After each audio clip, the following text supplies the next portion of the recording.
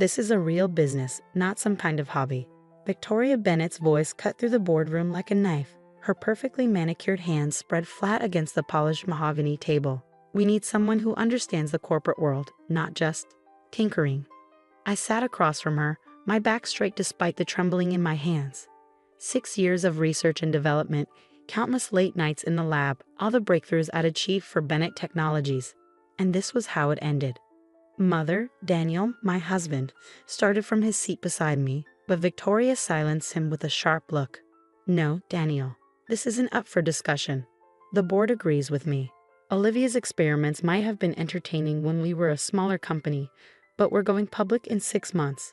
We need real leadership, not a scientist playing at being an executive. My name is Olivia Foster Bennett, and at 32, I was about to be forced out of the company I'd helped build. Not that Victoria would ever admit my contributions. To her, I was just the girl who'd married her precious son, the one who didn't quite fit into her polished corporate world. The timing of the product launch is critical, Victoria continued, her voice dripping with fake sympathy. We need someone with real business experience to handle this. Margaret will be taking over the R&D department effective immediately. Margaret Phillips, Victoria's goddaughter, sat at the far end of the table, trying and failing to hide her smug smile. She'd been gunning for my position since she joined the company 3 months ago, armed with an MBA from Wharton and a pedigree Victoria approved of. I glanced down at the papers in front of me, the transition agreement they expected me to sign. A generous severance package, they called it. More like hush money to keep me quiet while they pushed me out. And if I refuse? I asked, my voice steadier than I felt. Victoria's smile tightened. Then we'll have to revisit your employment contract. I'm sure you remember the non-compete clause. It would be a shame if you couldn't work in this industry for the next 5 years. Of course I remembered. I'd helped draft that contract back when I thought I was protecting our company, our family. How naive I'd been. Daniel shifted uncomfortably beside me. Mother, maybe we should discuss this further. Olivia's work has been crucial too. Enough, Daniel, Victoria snapped. This isn't about sentiment, this is business. The board has made its decision. I looked around the room at the board members, men and women who'd watched me grow this company from the ground up. None of them would meet my eyes. They were all too afraid of Victoria Bennett, the CEO who turned her late husband's small tech firm into a major player in the industry. What they didn't know, what Victoria had forgotten in her rush to push me out, was that I'd done more than just tinker in my lab. Every major breakthrough, every patent that had made Bennett Technologies a valuable acquisition target, had my name on it. Not the company's name. Mine. But I kept that knowledge to myself as I stood up, gathering my papers with steady hands. I'll need time to review these documents with my lawyer, I said calmly. Victoria waved dismissively. Take all the time you need. But I expect your office cleared out by the end of the day. Margaret needs to hit the ground running. I nodded, not trusting myself to speak. As I walked toward the door, I heard Margaret's voice, sickly sweet. Don't worry, Olivia. I'll take good care of your projects. I didn't respond. Let them think they'd won. Let them believe I was just another corporate casualty pushed aside for someone with better connections and the right background. They had no idea what was coming. The elevator ride down to my office felt surreal. 6 years of memories flashed through my mind. The late nights working on prototypes, the breakthrough moments, the celebrations when we landed major contracts. I'd met Daniel here, both of us fresh out of graduate school, idealistic and ready to change the world. He'd been different then, before his mother's influence had slowly chipped away at his backbone. The Daniel I fell in love with would have stood up for me, would have recognized the injustice of what was happening. But that Daniel had disappeared somewhere between our wedding day and his promotion to CFO. When I reached my office, my soon-to-be former office, I found boxes already stacked by the door. They hadn't even waited for me to agree to their terms. Typical Victoria, always assuming she'd get her way. I sat down at my desk one last time, running my fingers along the smooth surface. This wasn't how I'd imagined my last day would be. I'd always thought when I left, it would be on my terms, maybe to start my own company or take on a new challenge. Instead, I was being pushed out by a woman who'd never accepted me, never seen me as anything more than an inconvenience, the scientist who'd somehow trapped her son into marriage. My computer pinged with a new email. From Victoria, of course. HR will assist with your exit process. Please ensure all company materials remain on premises. We'll mail any personal items after they've been cleared by security. Regards, Victoria Bennett, CEO, Bennett Technologies. I couldn't help but laugh. She really thought she had everything under control. She'd probably already drafted the press release announcing Margaret's promotion, spinning some story about exciting new leadership and fresh perspectives. Opening my drawer, I pulled out a small USB drive, one that Victoria didn't know existed. On it was everything I'd need. Copies of my patent applications, email trails proving my ownership of key technologies, and documentation of every breakthrough I'd achieved while carefully maintaining my individual rights. Victoria had been so focused on pushing me out that she'd forgotten one crucial detail. I'd never signed over my patents to Bennett Technologies. They had a license to use my technology, yes, but the underlying intellectual property? That belonged to me. I slipped the drive into my pocket just as there was a knock at my door. Daniel stood there, looking uncomfortable in his perfectly tailored suit. "Liv," he said softly, using the nickname he hadn't used in months. "I'm sorry. I tried to talk to her, but you know how she gets." I stared at him, really looking at my husband for the first time in a long while. When had he become this? This weak, spineless version of the man I'd married? "Did you know?" I asked quietly. "Did you know she was planning this?" He couldn't meet my eyes. She mentioned some concerns about the IPO, about how investors might perceive. Perceive what, Daniel? That your wife actually knows what she's doing? That I'm more than just some hobby scientist playing at business? "That's not fair," he protested weakly. "Mother's just trying to do what's best for the company." I shook my head, disappointment heavy in my chest. "No, she's doing what's best for her image, and you're letting her, just like you always do." He took a step forward, reaching for my hand, but I pulled away. "Don't," I said. "Just don't." The hurt in his eyes might have moved me once, but not today. Not after this. "I'll have my things out of the house by tonight," I told him, turning back to my desk. "I think it's best if I stay at a hotel for now." "Liv, you don't have to." "Yes, I do." I started gathering my personal items.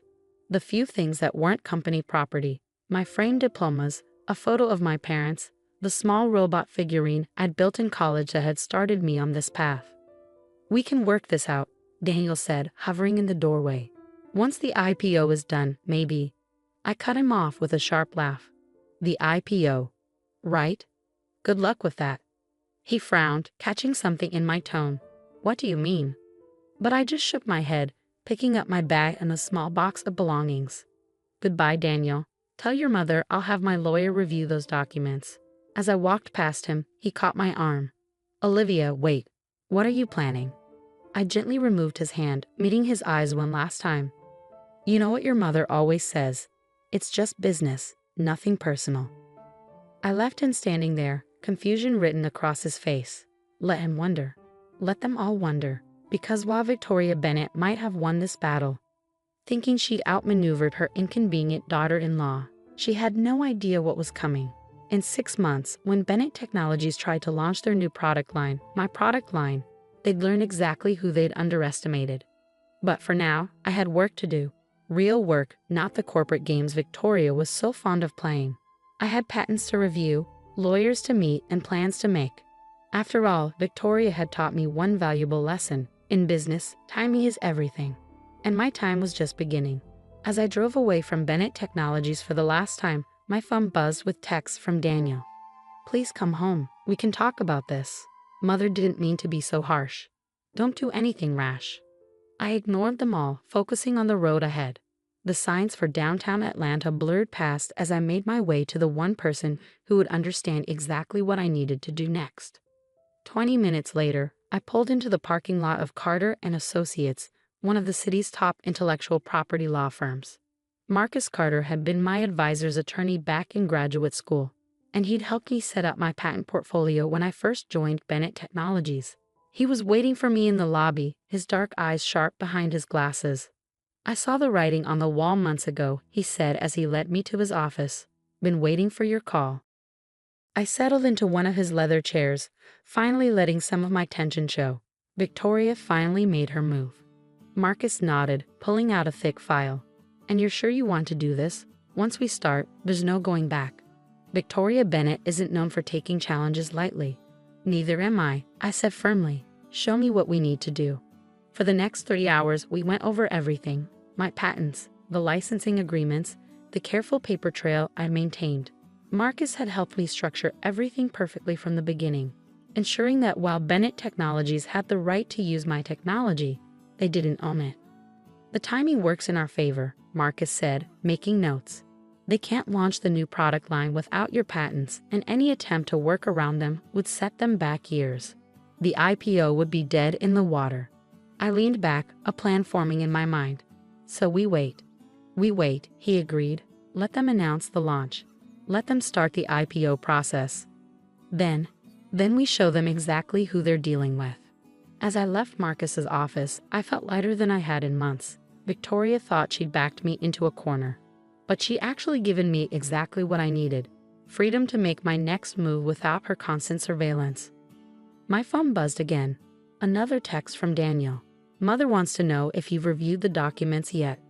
Please don't make this difficult. I smiled, thinking of the documents sitting untouched in my bag.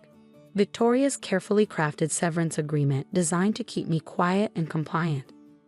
Tell her I'll have an answer soon, I typed back. Oh, I'd have an answer for Victoria Bennett, just not the one she was expecting. The next few weeks passed in a blur of activity. I moved into a small but modern apartment in Midtown, throwing myself into preparation. During the day, I met with lawyers, investors, and potential partners. At night, I reviewed my research, identifying which technologies were most crucial to Bennett's upcoming launch. Victoria, meanwhile, wasted no time announcing my departure. The press release was exactly as I predicted. Bennett Technologies announces new R&D leadership: Margaret Phillips to head Innovation Division as company prepares for growth. The article quoted Victoria extensively, praising Margaret's fresh perspective and strong business acumen. My name wasn't mentioned once, as if my 6 years of contributions had never existed. Daniel continued to text and call, his messages growing increasingly worried as I maintained my distance. He'd moved back to his parents' mansion in Buckhead. Temporarily, he claimed, though we both knew better. We need to talk about this, he said when I finally answered one of his calls. About us? There isn't much to talk about, I replied, keeping my voice neutral. Your mother made her choice. You made yours. By not fighting her? What was I supposed to do? Live? She's the CEO.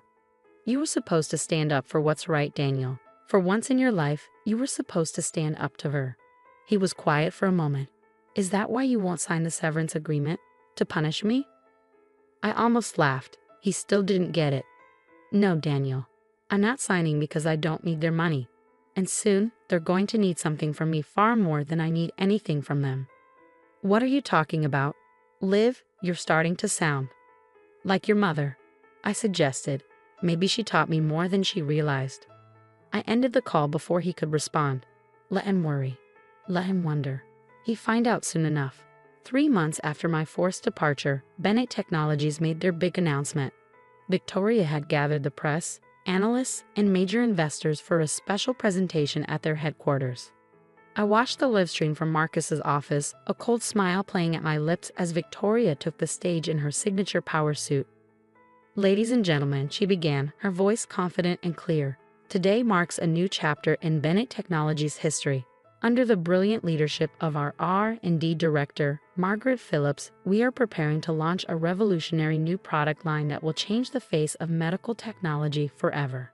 The presentation that followed was slick and professional, full of promises about breakthrough innovation and unprecedented market potential.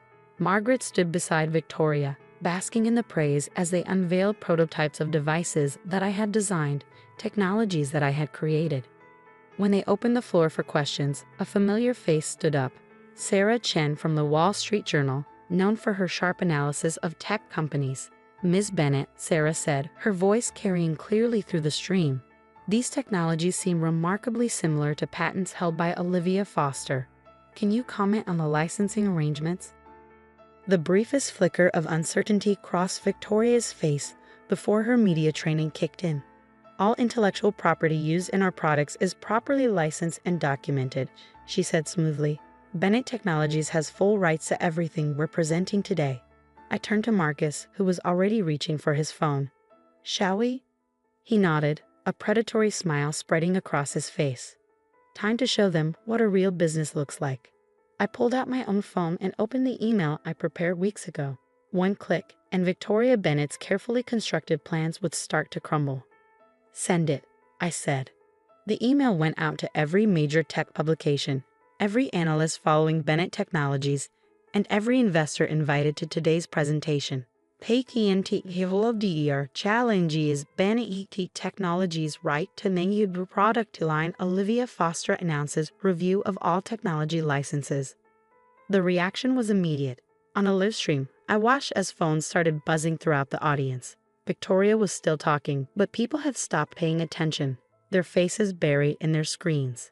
Then Sarah Chen stood up again, interrupting Victoria mid-sentence. Ms. Bennett, we've just received a statement from Olivia Foster claiming that Bennett Technologies' license to use her patents expires in 3 months, before your planned product launch. Would you care to comment? The look on Victoria's face was worth every moment of humiliation I'd endured. For once, the great Victoria Bennett was speechless, and this was just the beginning. The chaos that followed my announcement was everything I'd anticipated and more. Victoria tried to maintain control of the situation, but the damage was done. Investors were already leaving the presentation, phones pressed to their ears as they called their brokers. Margaret stood frozen on stage, her carefully rehearsed speech forgotten.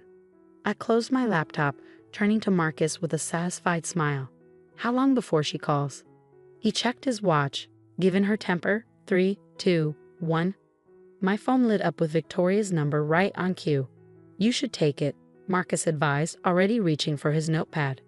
Remember, every word matters now. I answered on the third ring, keeping my voice professional and calm. Hello, Victoria.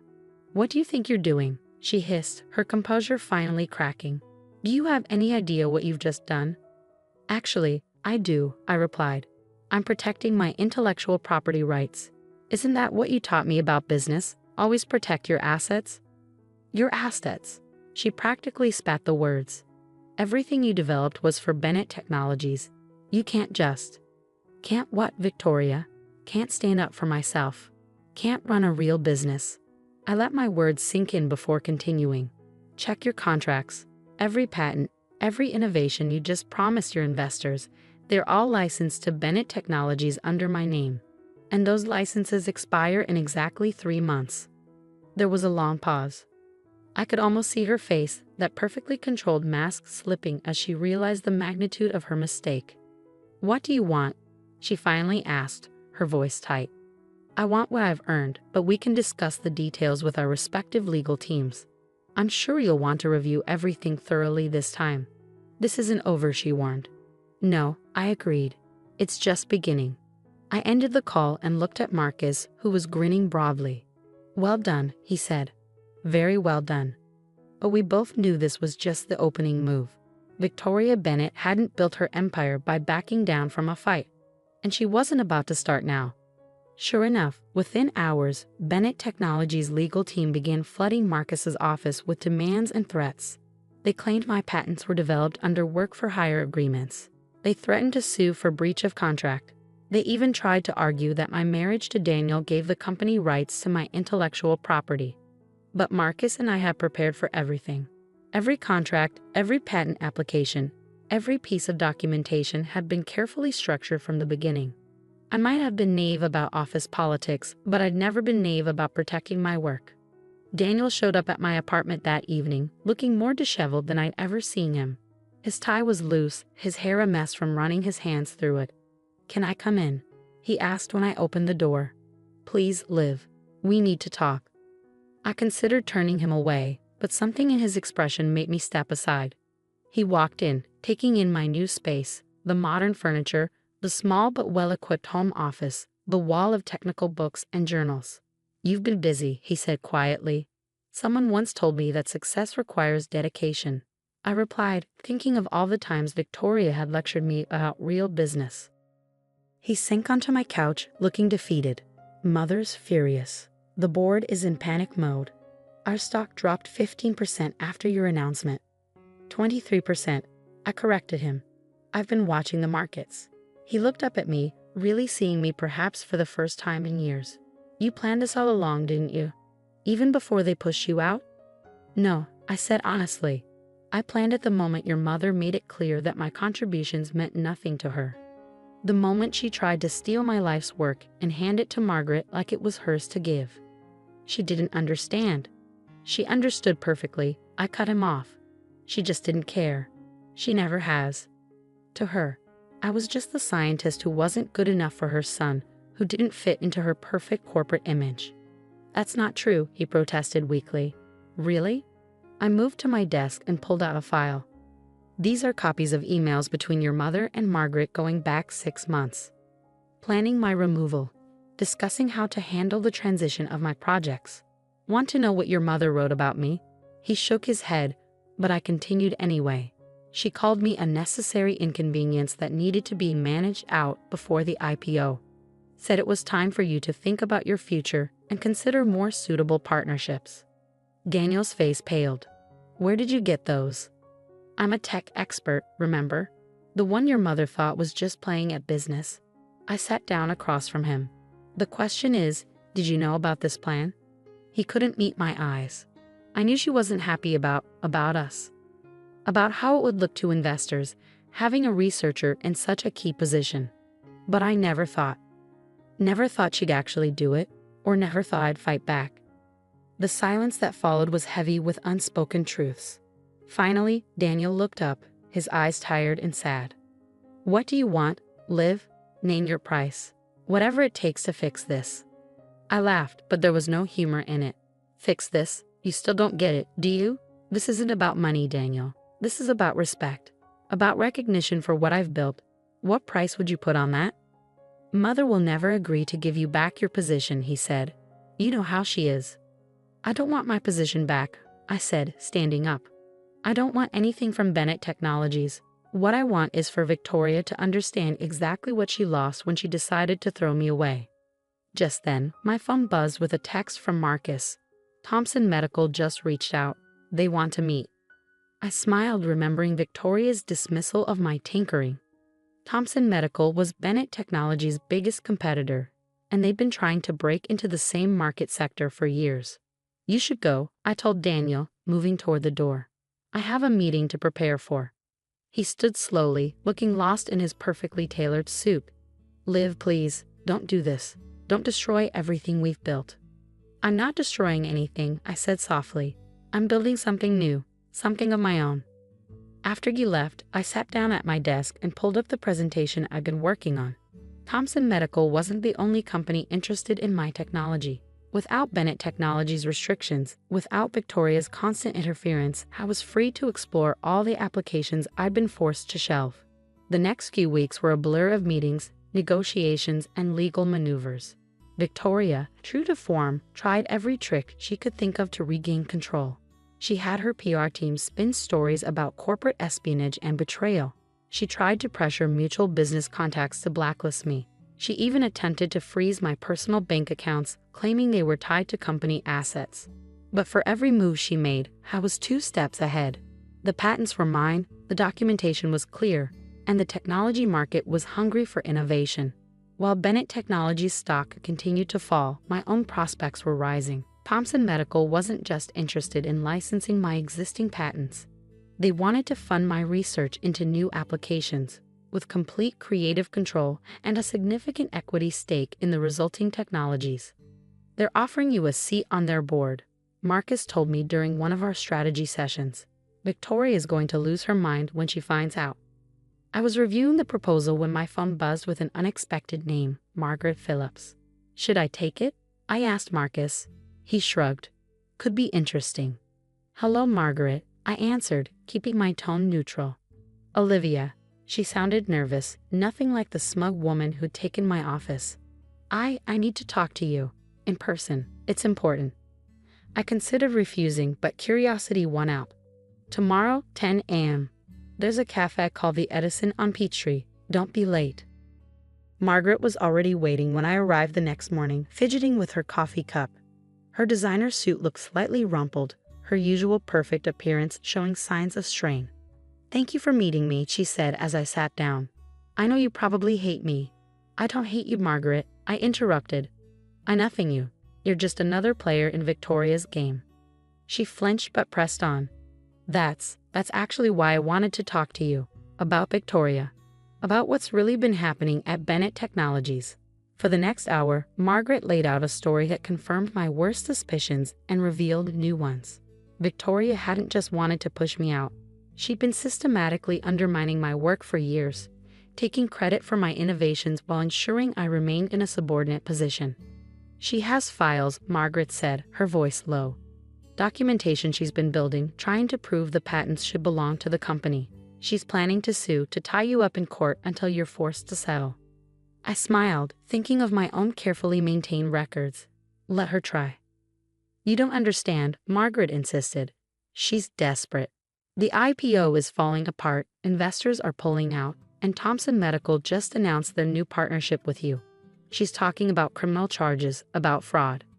"Is that why you're here?" I asked, studying her carefully. "To warn me, or to save yourself?" She had the grace to look ashamed. "Both," she admitted. I thought I was getting my dream job. But it's all built on lies, and when it falls apart. I sat back, considering. Margaret might be naive and ambitious, but she wasn't evil. She was just another pawn in Victoria's chess game. "Send me copies of everything," I said finally. "All the files, all the documentation. Do that, and I'll make sure you land on your feet when this is over." Her relief was palpable. "Thank you," she whispered. "I'll send everything tonight." As I walked back to my car, I felt the final pieces of my plan falling into place. Victoria thought she could bury me in legal battles. Fine. Let her try. I had truth on my side, and now I had evidence of her attempted fraud. That evening, as I was reviewing Margaret's files, Daniel called again. "Mother's calling an emergency board meeting tomorrow," he said without preamble.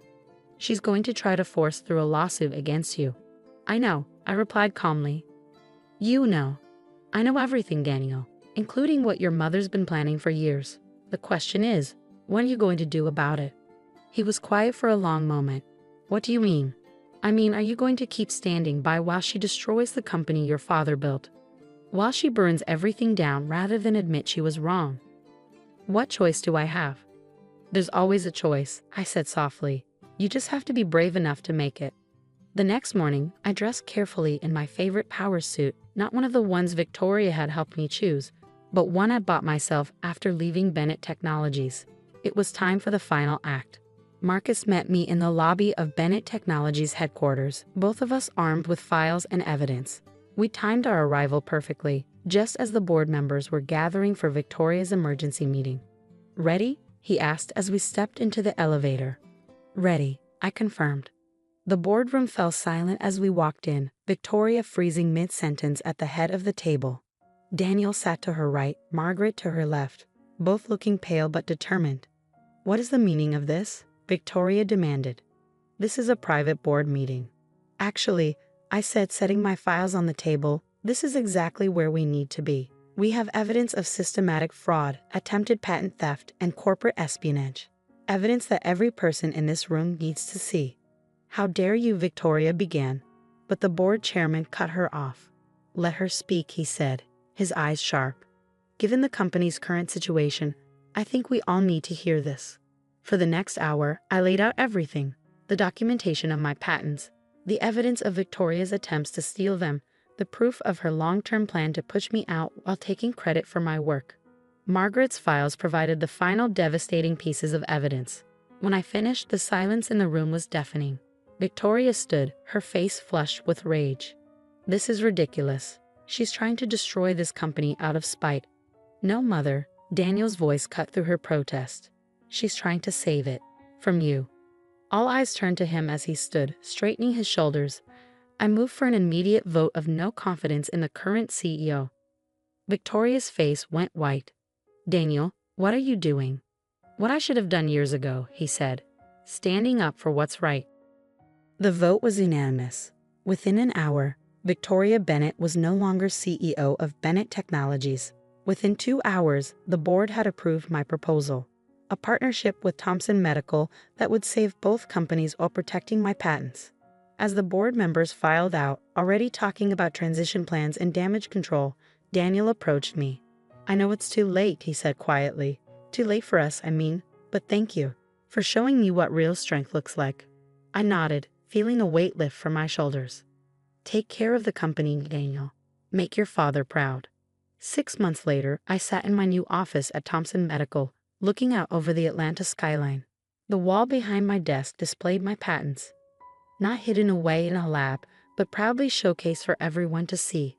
My phone buzzed with a news alert. Bennett Technologies announces successful merger with Thompson Medical. Former CEO Victoria Bennett retires. I smiled, thinking of how far I'd come from that day in the boardroom when Victoria had tried to dismiss me as just a hobbyist playing at business. Now I was on the board of directors at one of the largest medical technology companies in the country. My innovations were saving lives, and I was finally truly free. Victoria had taught me one last valuable lesson. Success isn't just about having the right patents or the right technology. It's about knowing your worth and being brave enough to fight for it. As I turned back to my work, I noticed a small package on my desk. Inside was a familiar object, the robot figurine from my college days that had started me on this path. With it was a note in Daniel's handwriting. "Thought this belonged with its creator. Thank you for teaching me what real business looks like." I placed the figurine on my desk, a reminder of where I'd started and how far I'd come. Victoria had tried to write me off as just another hobbyist, but she'd forgotten the most important rule of business. Never underestimate a woman with nothing left to lose and everything to prove.